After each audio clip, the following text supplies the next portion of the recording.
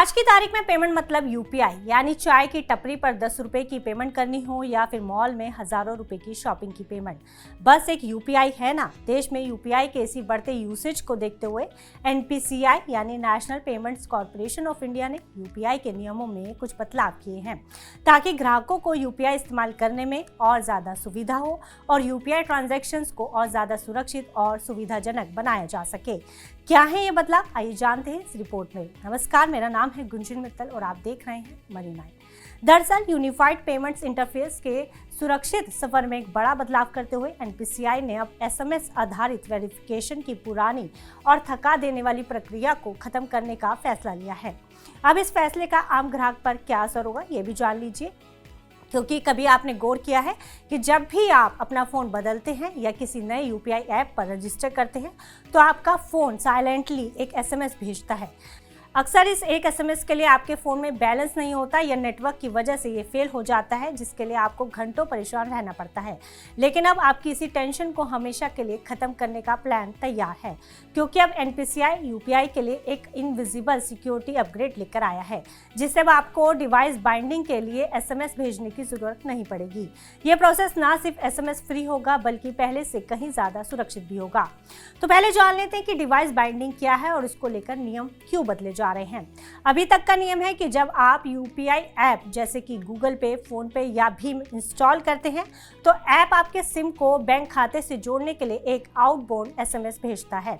इससे पक्का होता है कि सिम आपके फोन में ही है। इससे दिक्कतें आती है कि कई बार एसएमएस पैक न होने पर रजिस्ट्रेशन नहीं हो पाता। साथ ही दलाल और स्कैमर्स एसएमएस इंटरसेप्शन के जरिए फ्रॉड की कोशिश करते हैं। अब नए नियम 2026 के मुताबिक एनपीसीआई अब टोकनाइज्ड बैकएंड वेरिफिकेशन की तरफ बढ़ रहा है। इसमें आपके मोबाइल नेटवर्क यानी कि टेलीकॉम नेटवर्क के जरिए ही बैकएंड पर वेरिफिकेशन हो जाएगा, जिससे यूज़र को मैनुअली कोई एसएमएस भेजने या उसका इंतजार करने की ज़रूरत नहीं पड़ेगी। आपको बता दें कि एनपीसीआई ने इस बदलाव के लिए कुछ कड़े नियम और कुछ आंकड़े पेश किए हैं। एनपीसीआई का कहना है कि इस नए नियम से यूजर्स को एसएमएस चार्ज से आज़ादी मिलेगी, क्योंकि करोड़ों यूजर्स जिनके पास अनलिमिटेड प्लान नहीं होता, उन्हें अब रजिस्ट्रेशन के लिए अलग से टॉक टाइम डलवाने की ज़रूरत नहीं होगी। वहीं इससे इनविजिबल सिक्योरिटी रहेगी, क्योंकि ये प्रोसेस बैकएंड पर होगा, जिसे टोकनाइजेशन कहते हैं। स्कैमर्स के लिए एसएमएस को बीच में रोकना अब नामुमकिन हो जाएगा। तीसरा, एनपीसीआई ने हाल ही में एनवीडिया के साथ साझेदारी की है ताकि एआई के जरिए फ्रॉड डिटेक्शन को और मजबूत बनाया जा सके।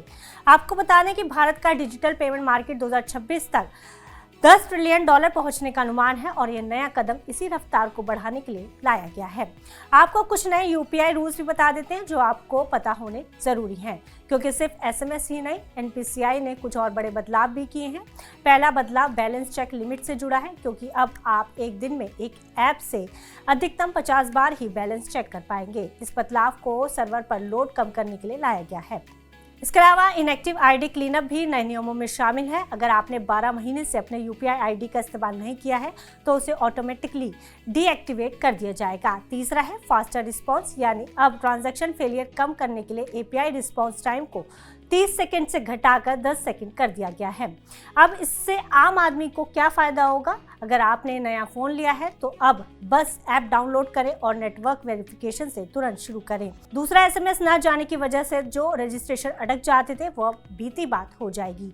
तीसरा, सिम क्लोनिंग या एसएमएस फ्रॉड से बचाव होगा, क्योंकि वेरिफिकेशन सीधे टेलीकॉम सर्वर और बैंक के बीच होगा। यानी कुल मिलाकर यूपीआई का यह नया अपडेट साबित करता है कि भारत की फिनटेक दुनिया कितनी तेजी से बदल रही है।